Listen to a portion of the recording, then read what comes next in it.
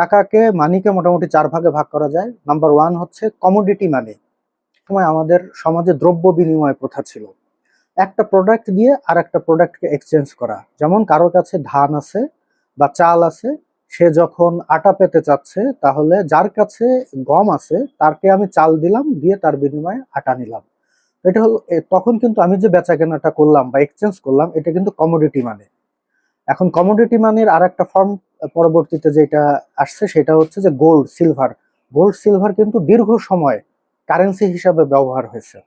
আচ্ছা, সিম্বলিক মানি কি? সিম্বলিক মানি হচ্ছে যে একটা, এই নোটটা হতে পারে যে একটা রিসিপ্ট বা একটা পেপার যেটা গোল্ড বা সিলভারকে রিপ্রেজেন্ট করে। তার মানে ওইটা আসলে গোল্ড বা সিলভারকেই পরিবহনের সুবিধার্থে এটাকে তখন একটা রিসিপ্ট আকারে করা হয়, যে এই পেপারটা মানে হচ্ছে একটা গোল্ড কয়েন বা এটাকে রিপ্রেজেন্ট করে গোল্ড বা সিলভারকে।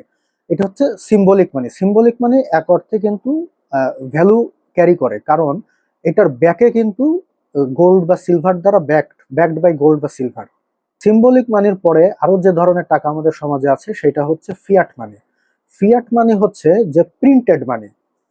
এই টাকাটার ব্যাকে যদি কোনো গোল্ড বা সিলভার না থাকে, শুধুমাত্র ছাপানো হয়, প্রিন্টের পেপার হয়, এটা কোনো কিছু নাই পেছনে, এটাকে বলতেছিল ফিয়াট মানি। ক্রেডিট মানি মানে নাথিং, জাস্ট ডিজিট। যেরকম আপনি একটা ক্রেডিট কার্ড নিলেন, একটা ক্রেডিট কার্ড নিলে আপনার ওইখানে একটা লিমিট থাকতেছে 2 লাখ 5 লাখ টাকা। তো আপনার যদি 5 লাখ টাকা লিমিটের কোনো ক্রেডিট কার্ড থাকে, তার মানে কি এটা 5 লাখ টাকার একটা ডিজিট আছে, এর এগেনস্টে কিন্তু গোল্ড সিলভারও কোনো কিছু নাই, বা এর এগেনস্টে কিন্তু প্রিন্টেড মানিও নাই, এটা শুধুমাত্র ডিজিট। তো এটাকে হচ্ছে ক্রেডিট মানি বলে।